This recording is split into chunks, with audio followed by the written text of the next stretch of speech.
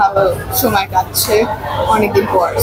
আমার মেয়ের জন্য আমার ডেট পুরাটা তাকে দেয়া। উৎসব দেখে আমি আর আমার মেয়ে দুইজনই ভীষণ ভাবে মুগ্ধ হয়েছি। আমি অনেকদিন পর একটা সিনেমা দেখে এত আনন্দ পেলাম।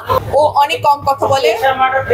হ্যাঁ, আমার মেয়ে এশা মার্ডার দেখেছে। যারা ভেতরে হিংসা নিয়ে ঘুরে তারা যতই রূপবতী হোক না কেন তাদেরকে আলটিমেটলি ভয়ঙ্কর কুৎসিত লাগে। আসলে এই ঈদের দিন থেকে শুরু করে আজ মানে গতকাল পর্যন্ত আমার এভরিডে সকাল বিকাল রাত আমি আমার সিনেমার জন্য প্রত্যেকটা হলে গিয়েছি, অডিয়েন্সের সাথে ইন্টারঅ্যাক্ট করেছি, বাসায় সময় একদম দিতে পারিনি। সো আজকে আমার মেয়ের জন্য আমার ডেট পুরাটা তাকে দেয়া। সো আজকে আমরা সকালবেলা মানে দুপুরের দিকে বের হয়েছি, লাঞ্চ করেছি বাইরে, একটু শপিং ছিল সেটা করেছি, তারপরে আমরা সিনেমা দেখতে আসলাম। প্রথমে উৎসব দেখলাম। উৎসব দেখে আমি আর আমার মেয়ে দুইজনই ভীষণ ভাবে মুগ্ধ হয়েছি। মানে জাহিদ ভাইয়ের কথা কি বলবো, তানিমের কথা কি বলবো, এক্সিলেন্ট, মানে এত সুন্দর ফিল্ম। আমি অনেকদিন পর একটা সিনেমা দেখে এত আনন্দ পেলাম, এত ভালো লাগলো, লাস্ট পর্যন্ত গিয়ে এত ভালো লাগলো, খুব খুব ভালো লেগেছে। আর এখন ইনসাফ দেখবো, সো বেশি সময় নেই হাতে, এখন আমাদের শোটা শুরু হয়ে যাবে। উৎসব কেমন লাগলো এটা বলো। ভালো। কেমন ভালো?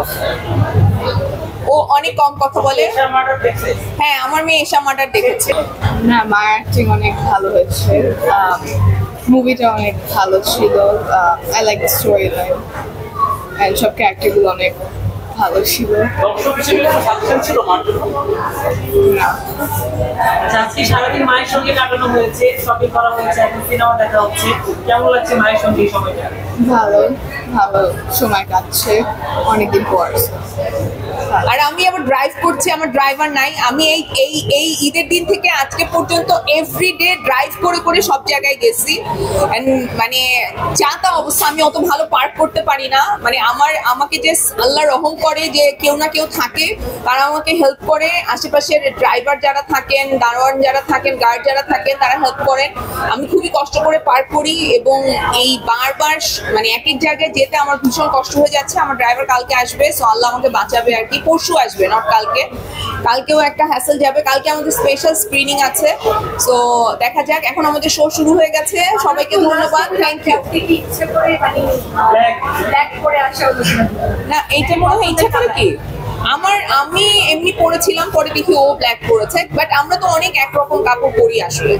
আবার একটা জানতে চাই, এই যে আপনারা একটা সিনেমা দেখছেন, এটা তো আসলে থাকারই কথা ছিল। আমি জানি না যে এটা না থাকে নাকি, কারণ আমার তো আগে সিনেমা রিলিজ হয় না ঈদে, সো আমার কোনো আইডিয়া নাই। সো এইবার ঈদে আমি তো দেখছি যে সবাই সবার প্রতি খুবই আন্তরিক। আমার সিনেমা যদিও এখন অনেকেই দেখে নাই, বাট আমি আশা করব দেখবে। অনেকে পছন্দ করে তাও দেখে নাই, আবার অনেকে অনেক অপছন্দ করে আমাকে, তাই দেখতে পারছে না কষ্টের চোটে। কিন্তু যাই থাকুক, কষ্ট নিয়ে হলেও দেখতে পারে, অসুবিধা নাই। মানে বিরক্তি নিয়েও দেখা যায় অনেক কিছু। আমি তাণ্ডব দেখবো, তাণ্ডবের তো টিকিটই নাই, কিভাবে দেখবো? সো আমি এই 2-3 দিনের মধ্যেই দেখবো তাণ্ডব।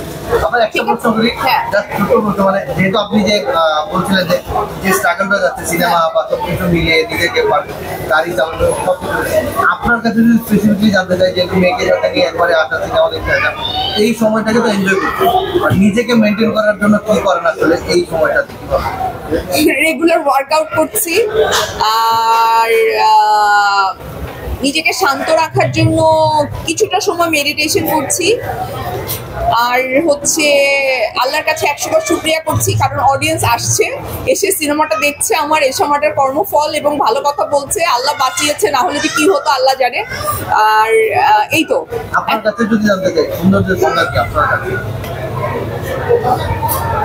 যার মনটা সুন্দর, আমার কাছে মনে হয় পৃথিবীর সবাই সুন্দর। যার মনটা সুন্দর তাকে দেখতে বাইরে থেকে বেশি ভালো লাগে আমার মনে হয়। বাট যারা ভেতরে হিংসা নিয়ে ঘুরে তারা যতই রূপবতী হোক না কেন তাদেরকে আলটিমেটলি ভয়ঙ্কর কুৎসিত লাগে। Thank you. হ্যাঁ, চলো। সংবাদ, ফিচার ও অনুষ্ঠানের জন্য ভিজিট করুন সংবাদ প্রকাশের ওয়েবসাইট এবং যুক্ত থাকুন ফেসবুক পেজ ও ইউটিউব চ্যানেলের সঙ্গে।